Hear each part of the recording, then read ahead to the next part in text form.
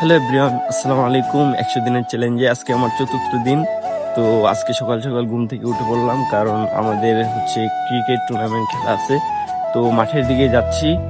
তো আপনারা দেখতে থাকুন, সম্পূর্ণ ভিডিওটি আপনাদেরকে দেখাবো। তো আমরা মাঠের দিকে যাচ্ছি। এটাও একটা মাঠ, কিন্তু এটা আমাদের মাঠ না, এটা হচ্ছে ফুটবল খেলার একটা মাঠ।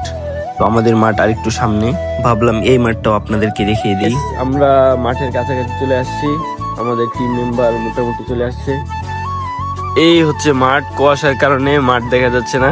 সকাল 7টায় ম্যাচ শুরু হওয়ার কথা, কিন্তু এখনো আমাদের বিপক্ষ টিম তারা কেউ এখনো মাঠে উপস্থিত হয়নি। আমাদের টিম মেম্বাররাও কিছু বাকি আছে। তো এটাই হচ্ছে আমাদের মাঠ, এই মাঠে আজকে খেলা হবে। বাকি টিম মেম্বারদের জন্য আমরা অপেক্ষা করতেছি, তো তারা আসতে থাকুক।